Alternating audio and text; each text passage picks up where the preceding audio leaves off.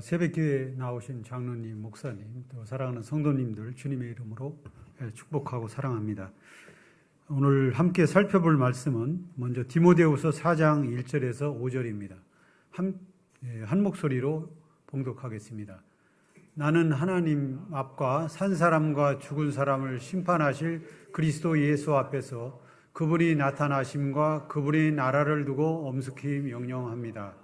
그대는 말씀을 선포하십시오. 기회가 좋든지 나쁘든지 꾸준하게 힘쓰십시오. 끝까지 참고 가르치면서 책망하고 경계하고 권면하십시오. 때가 이르면 사람들이 건전한 교훈을 듣지 않고 귀를 즐겁게 하는 말을 들으려고 자기네 욕심에 맞추어 스승을 모아드릴 것입니다. 그들은 진리를 듣지 않고 꾸민 이야기에 귀를 기울일 것입니다.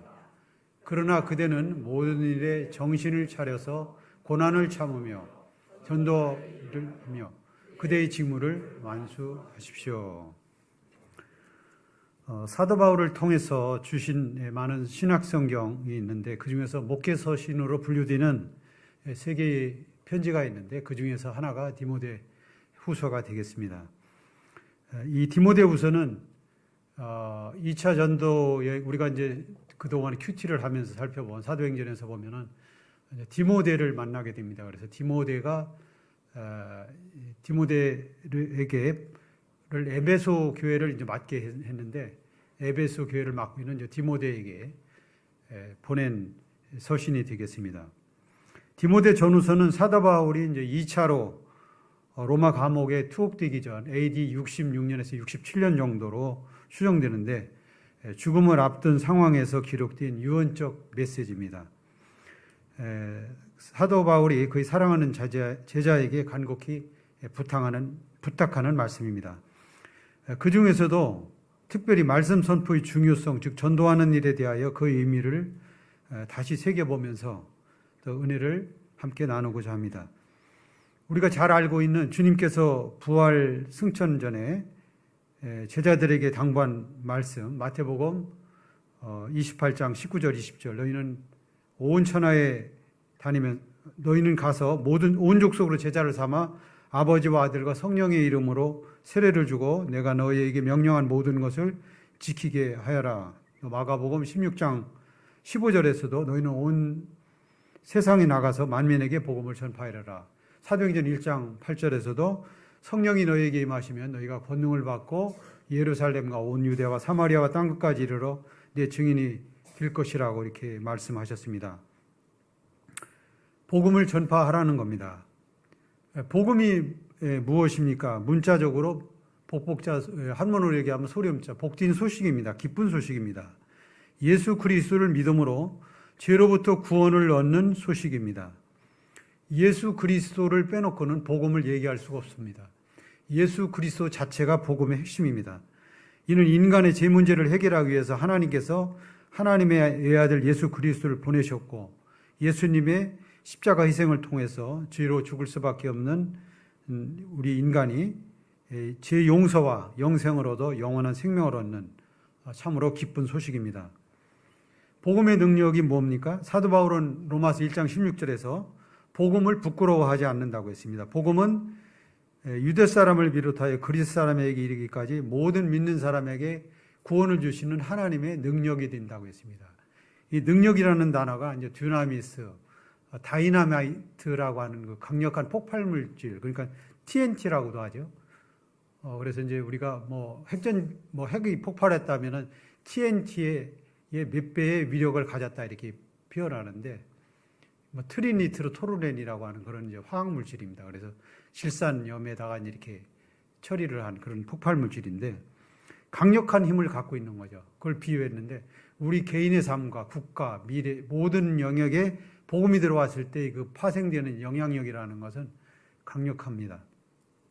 그러면 복음이 어떻게 전도되었나? 먼저 성경의 예를 찾아보고 한국 교회사와 근대사회에서 크게 영향을 미쳤던 몇몇 전도사들을 살펴보고 저희 지난 1년간 직장에서의 전도 활동을 돌아보는 것으로 오늘 말씀을 마무리하고자 합니다.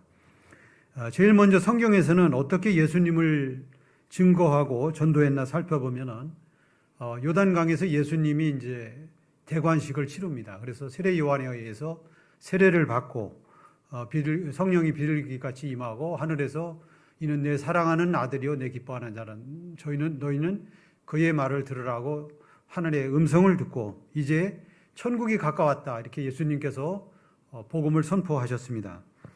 그 후 예수님을 만난 요한과 안드레는 우리가 메시아를 만났다고 그 형 시몬을 예수님께 데리고 오게 됩니다.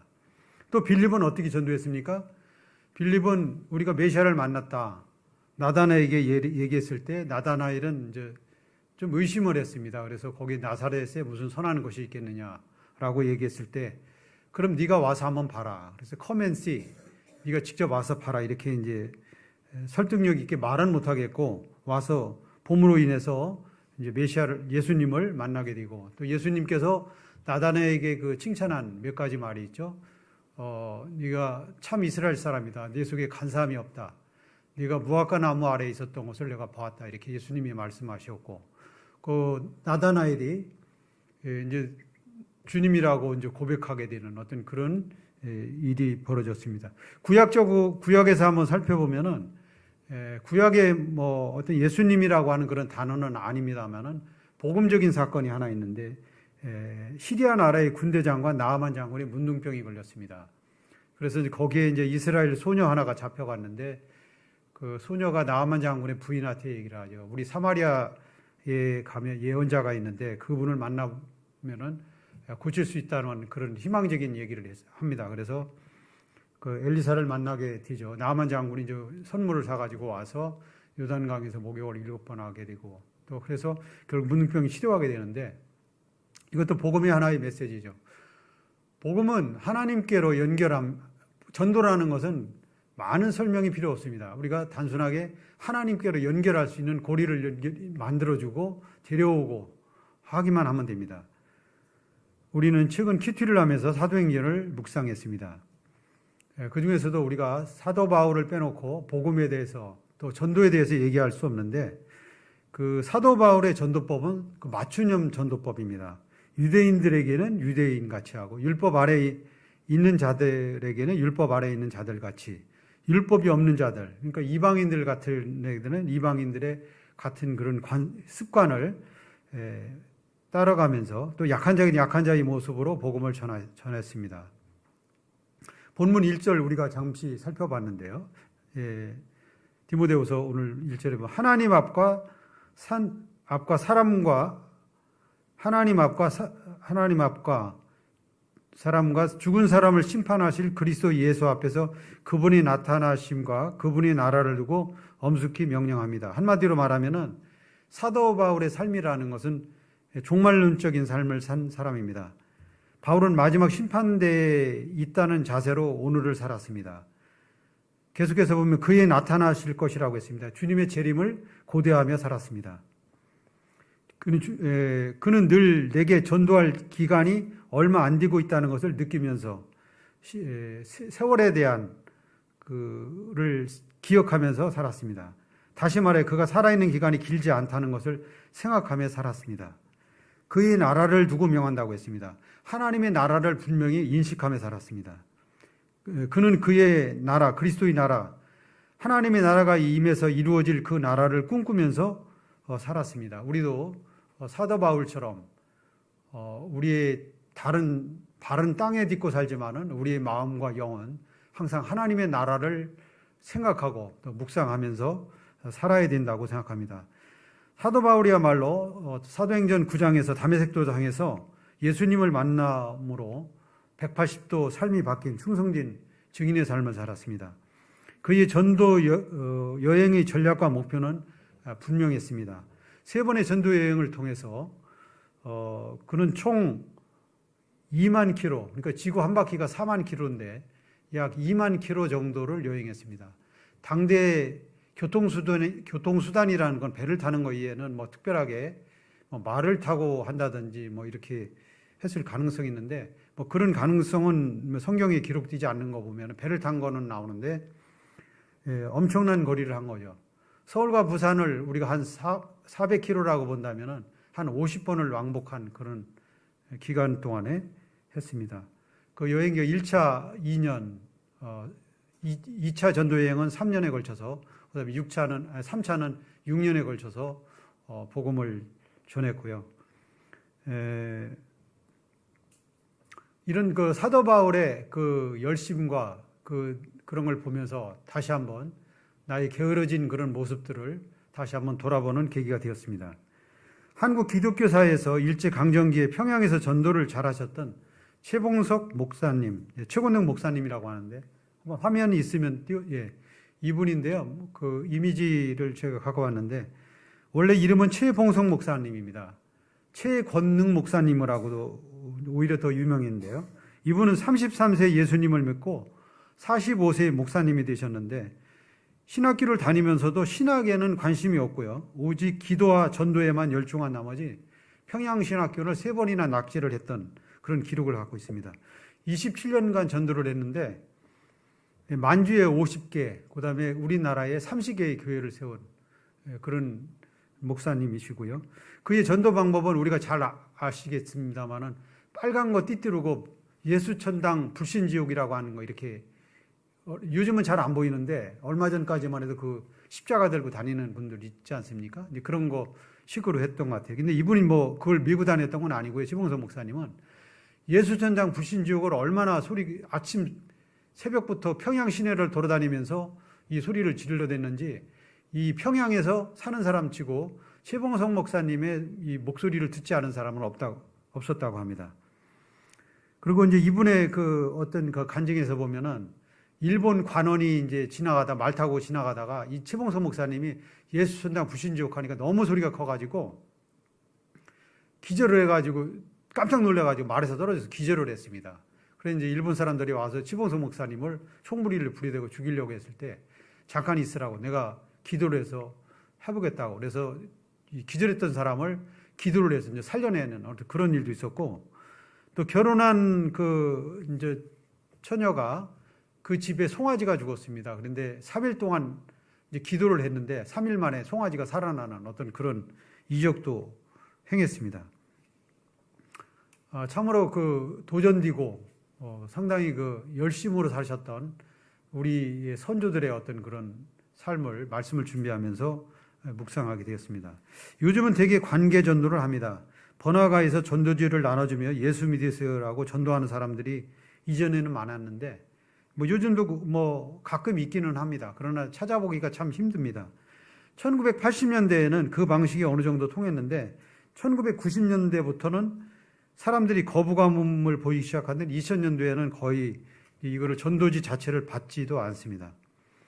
오래전 이야기지만 노방전도를 통해 많은 영혼을 주께로 인도한 시드니 할아버지로 유명한 호주 남부에 가면 이제 그 시드니라는 도시가 있지 않습니까? 조지 스트리트라는 거리인데 여기 그 이분이 이제 제너 프랭크입니다. 제너 프랭크 저기 화면에 나오시는 분인데 두 가지 질문을 했습니다. 그래서 40년간 14만 6천 명을 전도하신 분인데요. Excuse me, sir. Are you saved? If you died tonight, are you going to heaven? 이렇게 이제 질문을 합니다. 우리가 많이 그 전도 폭발할 때 많이 이 질문을 하죠. 오늘 밤 세상을 떠난다면 당신 천국에 갈 수 있습니까? 이런 질문을 하게 되는데 이 질문을 하게 됩니다. 근데 이분이 이렇게 전도를 많이 한지는 몰랐습니다. 근데 어느 집회에서 어떻게 예수 믿었나를 이제 간증하게 됐는데, 그 미국 집회에서 또 뭐 영국 집회에서 또 인도 집회에서 전부 다 간증하는 것이 시드니 그 어떤 할아버지의 전도를 받고 이렇게 예수님을 믿게 됐다고 하는데, 했다고 이렇게 간증을 했습니다. 그래서 그거를 카운팅해 보니까 아까 말씀드린 대로 14만 6천 명이라는 많은 숫자가 이분을 통해서 40년간 참 대단한 것 같습니다. 40년간 꾸준하게 조지 스트리트를 걸으면서 그 단순한 말로 14만 6천 명에 대해서 회심할 기회를 갖게 했다는 것은 참으로 놀라운 것 같습니다. 본문 2절 보겠습니다. 그대는 말씀을 선포하십시오. 기회가 좋든지 나쁘든지 꾸준하게 하십시오. 그랬습니다. 영어로는 in season and out of season이라고 되어 있습니다. 기회가 좋든지 나쁘든지. 성경에 보면은 전도서에 보면은 풍세를 살피는 자는 파종하지 않을 것이라고 그랬습니다. 우리가 너무 좋은 기회다 보면은 전도할 기회를 잃을 수가 있습니다. 우리가 저 사람이 복음을 믿을지 안 믿을지는 우리가 이렇게 영역이 높아서 전도를 하는 건 아닙니다. 그래서 항상 그 기회가 됐든 좀 환경이 좀 안 좋아도 우리가 또 좋은 기회가 왔을 때 또 그걸 가리지 말고 항상 열심을 품고 전도하는 자세가 중요하다고 생각이 됐습니다. 에스겔서에 보면은 파수꾼이 나팔을 불지 않아서 죄인이 죽게 되면은 그 집값을 파수꾼에게 문다는 말씀이 나옵니다. 먼저 복음 전도자의 사명을 받은 우리는 파수꾼입니다. 그래서 이 전도자의 사명을 온전히 감당해야 된다고 생각합니다. 수십만 명, 약 한 100만 명 정도로 하고 말씀하는 분이 계시는데 미국의 유명한 부흥사 무디 목사님을 우리는 기억할 겁니다. 그는 개인적으로 하루에 한 사람씩 꼭 전도한다는 원칙을 세우고 실천했던 사람입니다. 근데 어느 날 깜박하고 그냥 잠자리에 들었습니다. 무디 목사님 사진도 한번 보여주십시오. 저분이 무디 목사님입니다. 근데 아무도 전도하지 않았다는 생각이 들어서 옷을 주섬주섬 입고 밖으로 나갔습니다. 근데 컴컴한 밤에 이제 소리를 이렇게 보니까 어느 분이 술을 잔뜩 먹은 분이 한 분 있어서 다가가서 술주정뱅이였습니다. 예수님을 아시나요? 이렇게 소리를 질렀더니 달려들 것처럼 하면서 막 자기를 폭행할 것 같아서 집으로 돌아왔습니다. 근데 한 3개월이 지난 후 이제 지났을 때인데 문을 두드려서 나가보니 그 3개월 전에 했던 술주정뱅이였습니다. 저는 그날 밤 그 그 소리를 듣고 저는 그 말이 귓전을 떠나지 않아서 예수님을 믿기로 결정했다고 이렇게 무디 목사님에게 얘기를 했습니다. 무디 목사님의 임종에 대한 이야기는 여러분 아마 아시는 분 잘 아실 겁니다. 임종이 가까웠을 때 무디 목사님은 조지 윌 그렇게 불렀습니다. 땅이 물러가고 하늘이 열리고 있다 이렇게 얘기를 하고요. 마지막에 나를 태울 마차가 내 옆에 와 있구나. 이대로 떠나는 것이 좋겠다 이렇게 하면서 아름다운 임종을 한 무디 목사님의 또 얘기도 있습니다. 최근 미국의 기독교 조사기관이 조사를 해보니까 전도하는 사람들이 행복도가 많이 높았다고 합니다. 74%로 높은 그 행복도를 갖고 있었는데요. 우리가 생각하기에 미국 사람들이 뭐 복음이 많이 이제 우리보다 약하다, 뭐 전도를 하지 않을 거다라고 생각하는데 그렇지 않습니다. 통계해 보니까 전도를 얼마나 열심히 하는지 5천만 명이 길거리에서 설교회에서부터 호별 방문, 이메일, 전도 등 다양한 어떤 그런 도구를 통해서 48개 주에서 4,265명이 이제 전화 설문 조사에 응답했는데 이분들이 전도에 참여한다고 이렇게 했습니다. 그래서 전도하는 사람이 일반 사람보다 일상생활에 만족감을 갖고 있다는 것을 하고 있습니다. 우리가 신앙생활하다 디프레스되어 있을 때 복음을 하나 전했을 때 그 희열과 기쁨, 또 하나님께로부터는 위로와 이거는 우리가 그걸 또 정말 다 맛본 사람만이 느낄 수 있는 그런 희열이 아닌가 생각이 됩니다. 그럼 어떻게 해야 될까요? 전도하기 전에 리스트를 작성해 놓고 기도해야 됩니다. 전도는 사탄의 세력에 있는 자를 하나님 자녀로 옮겨오는 영적 전투입니다. 우리가 아무리 친한 사이에도 세상 얘기는 얼마든지 하는데 복음으로 전환을 했을 때 바뀝니다. 그 얘기 다음에 하자. 뭐 미룹니다. 다음에 얘기하자. 뭐 하여튼 이렇게 해서 그 자리를 회피하려고 하고 사단이 교만하게 그것을 무마시켜 버립니다. 요한한 인간이 하나님의 영원한 나라에 있는 능력을 다운로드 받으려면 기도밖에 없습니다. 확신의 삶 다섯 원리가 바로 전도의 원리 아닙니까? VIP 5명을 적어놓고 꾸준하게 기도하는 것입니다. 왜 전도가 안 되나? 누구나 한 번쯤 전도해본 경험이 있을 겁니다. 다 전도를 우리 다 열심히들 하고 있습니다. 근데 문제는 뭐냐면 내 마음 같지 않아. 내 스케줄대로 내가 뜻하는 대로 전도가 되지 않기 때문입니다. 그것은 뭡니까? 상대방이 거부하기 때문입니다. 미국에서 소중한 교회를 담임하고 있는 김기동 목사님을 아실 겁니다. 김기동 목사님이 이제 두 사람이 그 유명한 분들이 있는데 축기사역으로 유명한 그 선악교회 그분은 이제 이단으로 분리되는 분이고 소중한 교회 그 김기동 목사님은 고구마 전도왕으로 이제 유명한 분입니다. 이제 그분 이제 찔러보는 전도 방법입니다. 그래서 고구마를 찔 때 익었나 안 익었나 계속 찔러보는 겁니다. 우리가 이제 한 번 전도했다고 해서 포기하면 안 됩니다. 그래서 이분이 영적 상태가 어떤가. 그래서 계속적으로 1년 전에 전도했던 사람, 이 사람은 하나님이 택한 사람이 아니다. 이렇게 포기할 것이 아니라 또 한 번 물어보는 겁니다. 영적 상태가 아주 어려움이 있다. 그러면 그때 복음을 전할 수 있는 찬스구나 이렇게 생각하고 우리는 영적 안테나를 항상 그런 곳에 좀 세우고 민감하게 해야 된다고 생각합니다. 또 한 가지는 거절에 대한 두려움이 있기 때문입니다. 큰 마음 먹고 전도 한번 했는데 노라는 대답을 듣고 나면 다시 전도를 하고 싶지 않은 생각이 듭니다. 저 사람은 하나님이 선택한 사람이 아니야. 이렇게 내 스스로 단정해 버리는데 그렇지는 않습니다. 하나님을 모시지 않은 그 영혼의 마음은 황폐합니다. 그래서 울고 있습니다. 그러나 그것을 표현하지 않았을 뿐입니다. 우리는 그 내면의 세계를 읽을 줄 알아야 됩니다. 저분이 하나님을 만나 진정한 기쁨과 그거를 얻을 때를 바라보면서 기다려야 됩니다. 예수 믿게 된 사람들은 보통 7번의 전도를 받는다고 합니다. 우리가 전도할 때 그것이 3번째가 될지 6번째가 될지 모르지 않습니까? 그래서 우리는 이것을 포기하지 말고 꾸준하게 하는 인내심을 갖는 그것이 상당히 중요하다고 생각합니다. 전도가 왜 어렵느냐? 훈련을 받지 않아서 그렇습니다.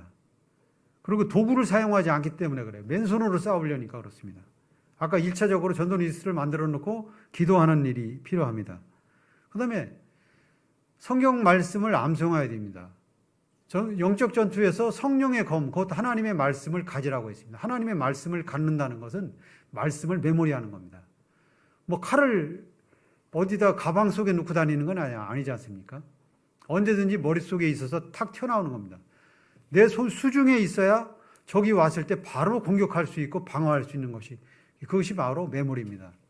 그래서 항상 말씀을 가져야 되고 지금 말씀이 메모리가 안 된다 그러면은 전도지를 갖고 다니면 됩니다. 그래서 우리 교회에서도 많이 비치되어 있죠. 이런 영생의 선물을 갖고 다니면 됩니다. 그래서 이런 전도지를 갖고 이거 그대로 차례대로 앞에서부터 읽어 나가고 하면은 자동적으로 전도하는 그런 시간을 가질 수가 있습니다. 베드로가 하루에 설교했을 때 3,000명이 회개했습니다. 그가 처음서부터 잘한 건 아닙니다. 많은 실수를 통했고 또 3년 동안에 예수님의 삶을 통해서 전도하는 방법을 배웠습니다.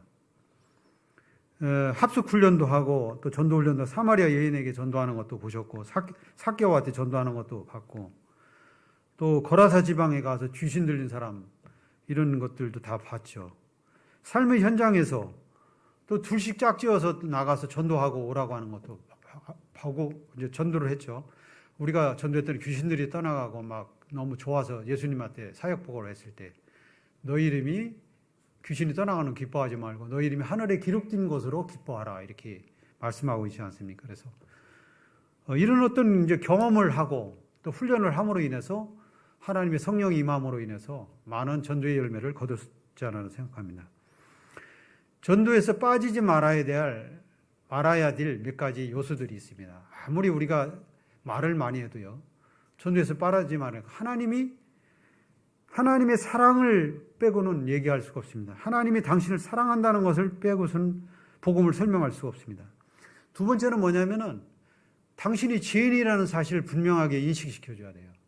당신은 죄인이다. 그렇기 때문에 이 하나님의 엄청난 사랑에도 불구하고 받을 수 없다는 것을 그걸 얘기해 줘야 돼요. 본인을 죄인이라는 것을 인식시켜 줘야 돼요.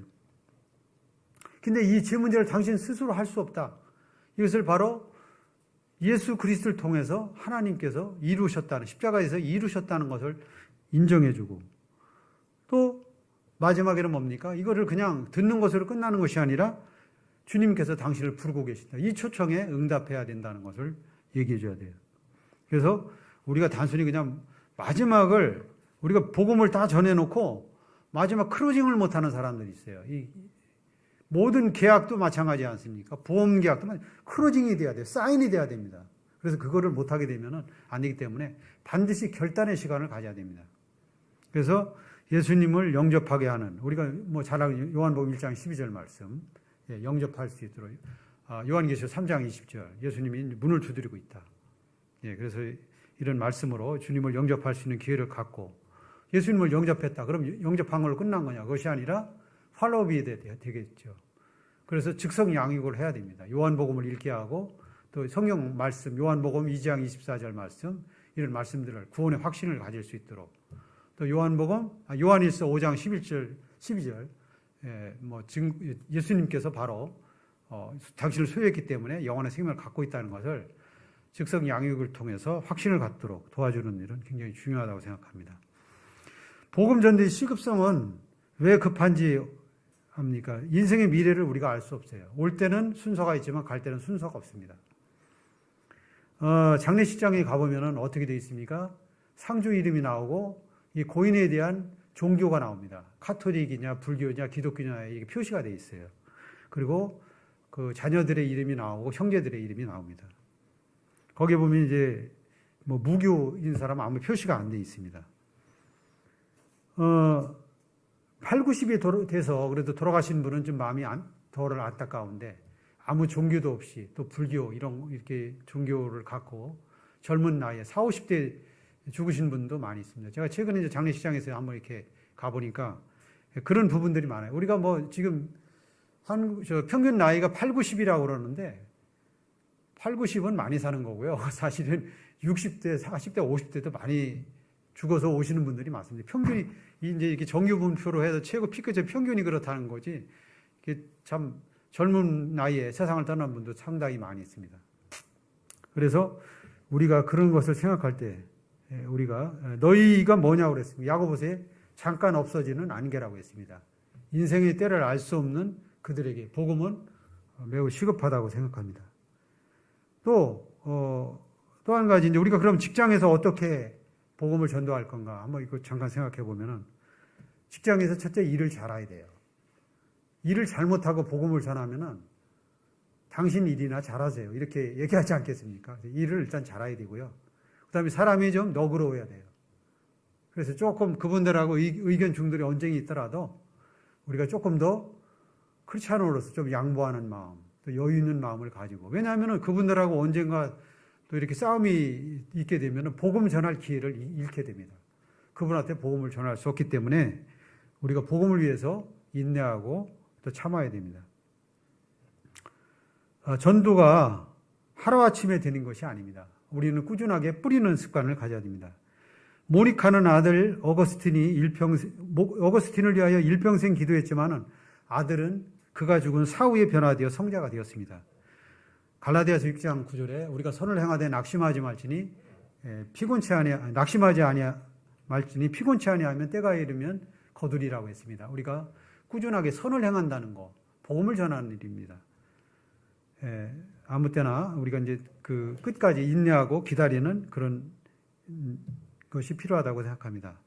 성도들 가운데 전도는 아무나 할 수 있는 것이 아니라고 생각하는 분들이 있습니다. 은사라고 합니다. 물론 은사입니다. 그런데 특별한 은사가 아니기 때문에 나는 전도할 수 없다 이렇게 하는데, 그래서 스스로를 자위하는 분들이 있습니다. 물론 전도를 남달리 잘하는 분들이 있습니다. 전도 훈련을 받아야 됩니다. 또 그러면 전도를 잘할 수 있습니다. 그러나 이거는 전도라는 것은 보편적 은사입니다. 우리가 예수 그리스도를 주로 믿었다면은 이거는 자동적으로 나오는 거예요.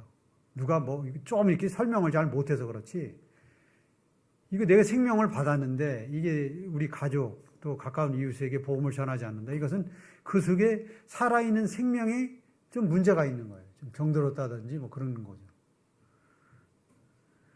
이 땅에서 가장 위대한 일을 하는 사람이 누굽니까? 최고의 애국자가 누굽니까? 복음을 전하는 자라고 생각합니다. 이 민족을 여기까지 살려놓은 것이 뭡니까?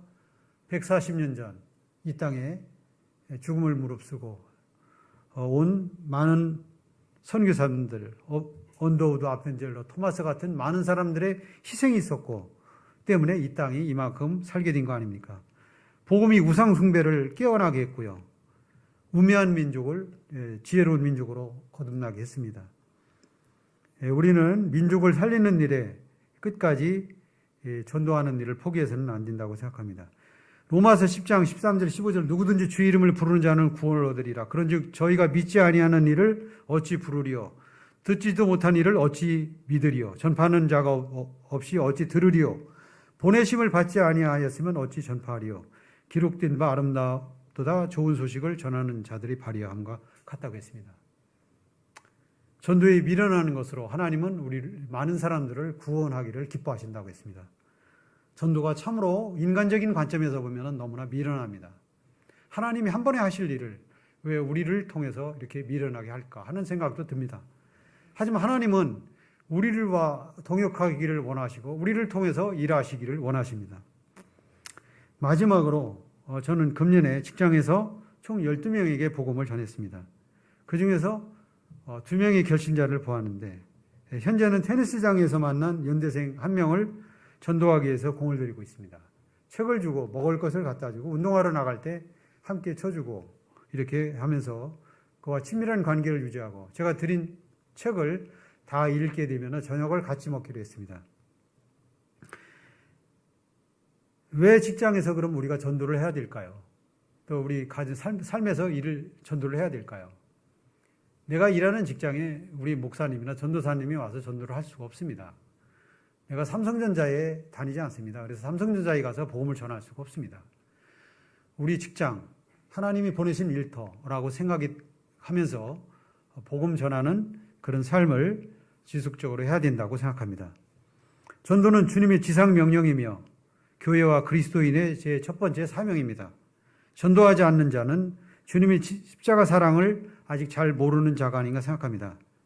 우리가 사명 이전에 하나님의 사랑에 강권되어 기쁨으로 복음을 전하는 다음 가족 모두가 되기를 다시 한번 간곡히 부탁을 드리며 말씀을 마무리하겠습니다. 감사합니다.